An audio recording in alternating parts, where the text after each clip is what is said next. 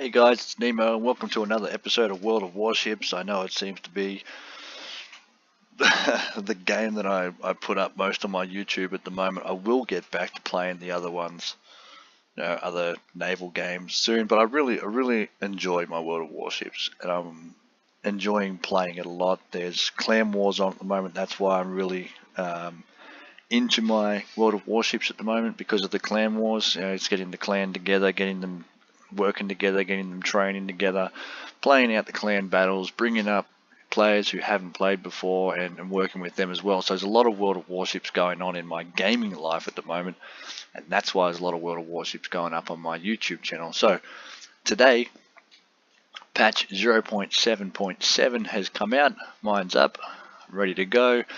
And it is going to be the end of the American arc. So we had the American light cruisers come out. We first started with 0.5, where Cleveland was taken out of slot 6 and put into its own light cruiser line. Then 0.7.6 brought out the rest of the light cruiser line. The rest of the and the heavy cruiser line was finished.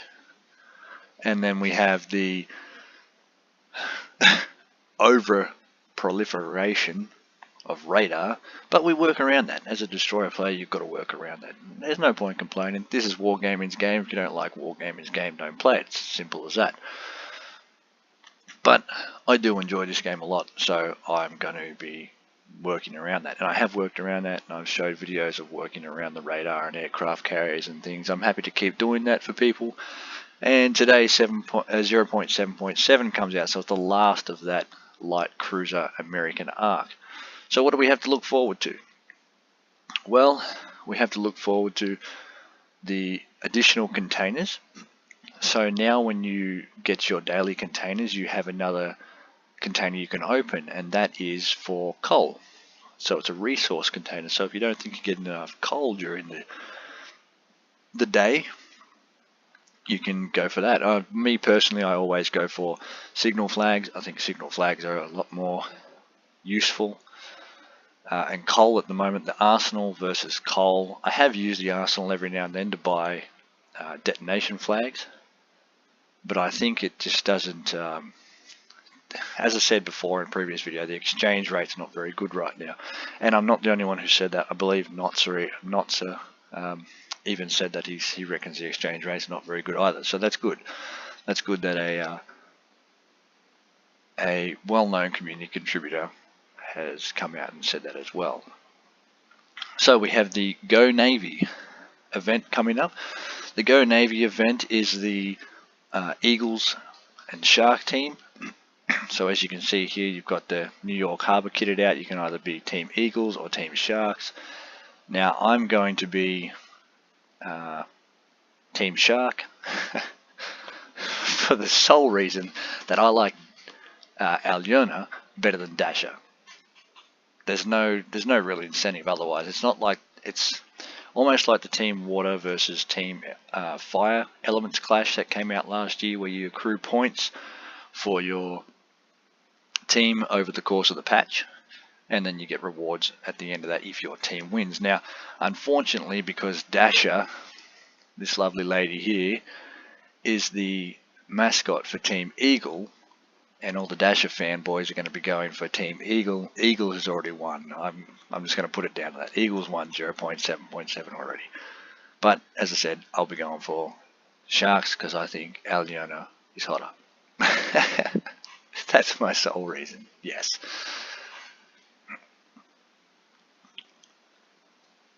Okay. So you get your daily rewards for individual and team achievements throughout this event, the Go Navy event. You get special combat missions, so it's like when you do a ship marathon, you get those special combat missions and things like that. You get the dedicated screen and port showing, unique containers, and then there's more temporary resources, so the Eagles and Sharks tokens that you can use now in the arsenal, but it's only going to be for this Go Navy event. It's not going to be permanent, okay? So don't get used to them being there. And in this one, actually, you can change teams. Team Water, Team Fire, you selected what you wanted and you stayed on them. With this one, you can go, well, Team Eagles are absolutely winning. They're gonna win the rankings at the end of 0.7.7. I want all the benefits that comes with the winning team, so I'm gonna jump over. You can do that now. But no, I like to just stick with the team and stay with it. A bit of loyalty. Not much loyalty in anything anymore, so I like to try and keep that going. So the operations, now Operation Raptor Rescue has been reworked, so the aircraft carrier will now go multiple ways. It doesn't have a one set path, which is, I think that's a good idea. That means it gives a bit of variation to the Raptor Rescue operation. It did get a little bit monotonous at times. So I'll be using my Dallas because there's nothing, the Dallas is no good at all in random battles, but it is really, really good for these tier 6 operations. Really good for the tier 6 operations. We also have a reworked Operation Narai. Now, Narai has some more islands, as you can see in the middle here. These weren't really here before, or they were, but not as big. And it seems as though there's going to be different things that the enemy will do. There's going to be the breakout aircraft carrier King's not just going to be sitting in the back of the port there. It's going to try and escape and break out. So you're going to have to at least get one ship to shadow it or find it and kill it before it gets away, so you can get that 5-star win, which is a good idea. I mean, Operation Narai, people loved it because you just go in there with your Atlanta or your Belfast and you just start farming hundreds of thousands of damage, which gives you, you put all the right flags on, you can get in your Atlanta. I remember I got a 1 million credit game in one Operation Narai just because I'd put all the flags that I could onto the Atlanta, and I did something like 150,000 damage. So it was really, really easy to farm credits, and it's good. I like those ones. I like the one that just finished, Operation Ultimate Frontier, is another good one for making a lot of money. You can get, if you've got a premium ship, especially like the Atlanta, and you've got all the right flags on, you can get 800,000 credits relatively easy with a 5-star win. So fun times ahead, money making times ahead, that's what you want. Okay, so we got a new achievement in the operations, which is the shark among shrimps. You'll be awarded for the destruction of 5 transport ships in one operation. Okay, so it can be obtained in Killer Whale and Narai. So 1 tier 6 and 1 tier 7 operation. And a secret achievement. Okay, so you've got to find that out yourself. That's pretty cool. That's exciting. I like that. Secret achievements make you play a little bit different. Okay, so any coupons. Any coupons you've already used in the arsenal are going to be replenished. As you can see, for ship categories, 25%, 1 coupon every 6 updates. So now, starting as of 0.7.6, so the last patch. So that's pretty good. They're going to be giving you the coupons back every update. You'll get upgrades. So upgrades category will have a coupon every update. And then signals categories, you get 2, so you get 50% and 25% off. You get 2 coupons per update. I like that. That's good because that helps you buy signals, lowers that ridiculous coal expense. Balance changes, so the 100mm high explosive shell. There's actually a lot of balance changes and a lot of nerfs. The video I did, nerfs, buffs, and new ships. I'm not going to go into all the nerfs and buffs and new ships coming in because I've already made that video. They have decided to go through with all of that. So your Alsace is going to be nerfed, which is ridiculous if you ask me. But anyway, the 100mm shell will now, the penetration increase has gone from 17mm to 25mm. So it's made it a little bit more dangerous. I'd still pack IFHE just for that extra punch. The Akazuki's been nerfed, its detectability increased to 7.76, so it was at 6.1 when you got it down with the right camos and captain skills, I believe. So now it'll be around, it'll probably be about 6.2, 6.3. So unfortunately, Akazuki players, your life's going to be made a little harder.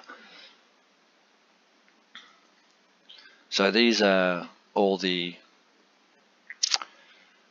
buffs that I went through and the nerfs that I've gone through in that previous video. So I'm not gonna go through them, but these will be all brought in. So everything that was in that video, they've decided to go ahead with. So here's the new container that I was talking about, the more resources container. So this is so you can get some more coal. You know, the first one always contains 400 coal. You usually get what, maybe 2 boxes in a barrel or 3 boxes, whatever it is. So the first box will always contain coal. Second one you can get either coal, flags, or free XP, and the third slot you'll either get coal, free XP, signals, just like as if you get a signals flag or a consumables box. So that's good. That means you can jump up your coal reserves faster and go and buy in the arsenal if you want. But as I said, more signals and camouflages is always what I choose. I find those more useful. So they're bringing in ships for doubloons as well. So they're putting them in the tech tree, so you can just buy them off the tech tree. There'll be the Prinz Eugen, the Warspite, the Kid, Yubari, our shit taker. The shit taker, I.O. Grey.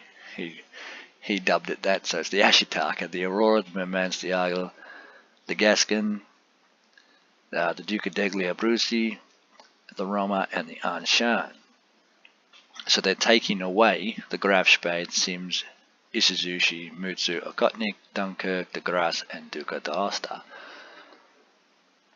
I like that, how they sort of change that around and give you some variation. It's the same as what they do with the online shop. You know, you go in to purchase the premium shop, you can either purchase ships and things like that. They always take some out, although there's always one that is always there, and that's the Tirpitz. She's always in the shop.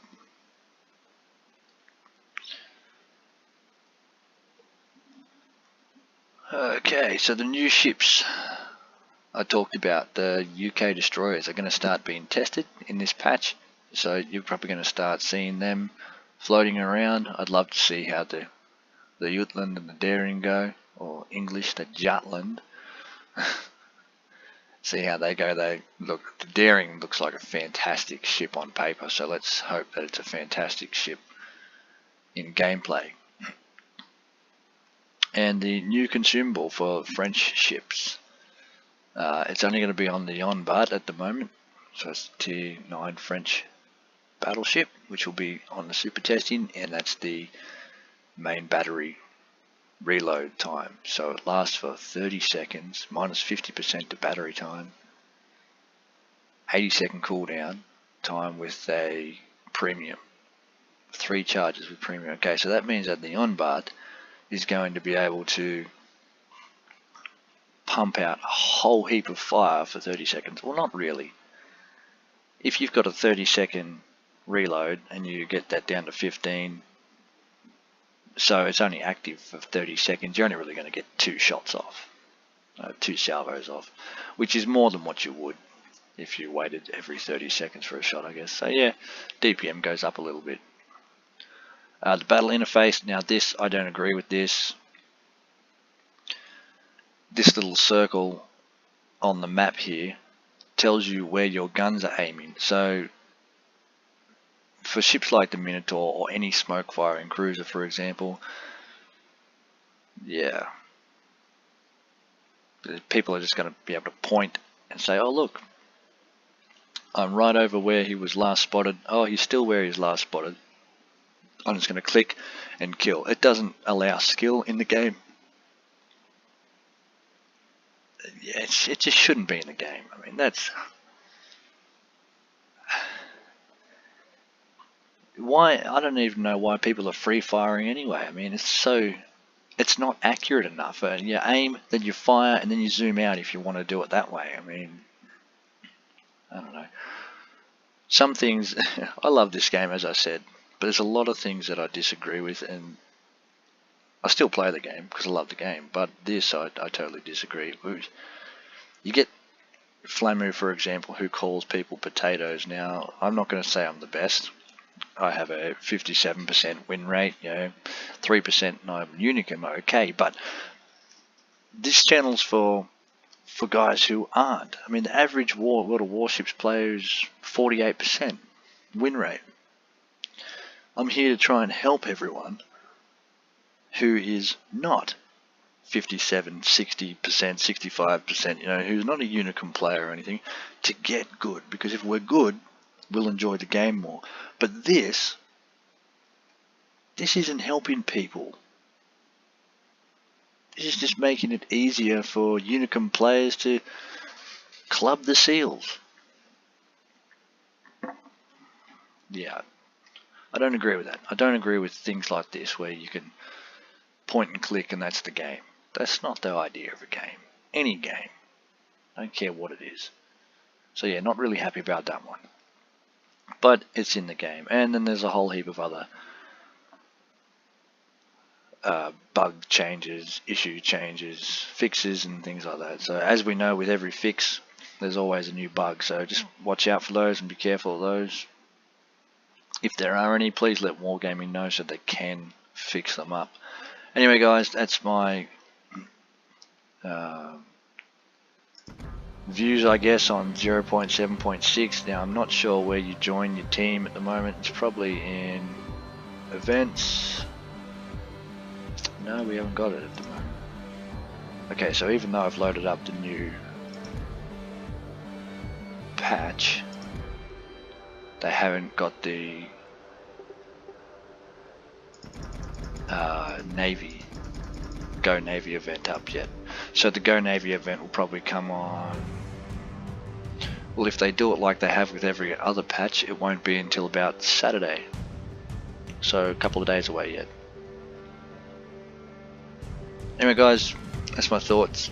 Hope you enjoy the game, have fun playing it, and go Team Sharks.